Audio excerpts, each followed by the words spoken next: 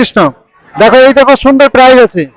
তিনটে প্রশ্ন করব, তিনটে প্রশ্ন যদি তিনটি উত্তর দিতে পারো তাহলে এই যে ভালো প্রাইজ, আর তিনটের মধ্যে যদি একটা দিতে পারো তাহলে এই যে হরে কৃষ্ণ স্টিকার। তো তুমি চৈতন্য মহাপ্রভু সম্বন্ধে বলবো না নিত্যানন্দ প্রভু সম্বন্ধে বলবো বলো? তুই বা কৃষ্ণ সম্বন্ধে? কৃষ্ণ সম্বন্ধে। তো তোমার কি নাম প্রথমে বলো? আমার নাম সিমরন দে। কোন স্কুলে পড়াশোনা করো? জ্যোৎস্নাময় গার্লস হাই স্কুল। কোন ক্লাস? 8। হ্যাঁ। তা তোমাকে তাহলে কৃষ্ণ সম্বন্ধে প্রশ্ন করছি। তা তোমার প্রথম প্রশ্ন, কৃষ্ণের বাবার নাম কি? ঠিক আছে, তিনটে প্রশ্ন করবো, তোমার চিন্তা নেই।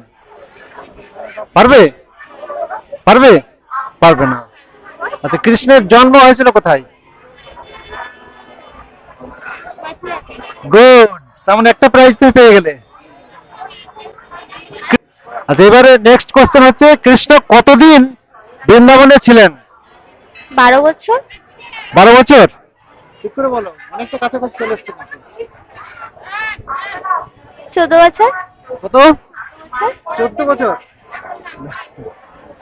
তো 11 বছর ছিলেন। আর আর 1 বছর কম বললে তুমি পেয়ে যেতে। তো একটা গিফট পেয়ে গেছো তুমি, সুন্দর গিফট। রাধে রাধে। খুব ভালো লাগছে স্কুলে এসে আজকে। কোনটা ভালো লাগে তোমার? কি জিনিস ভালো লাগে?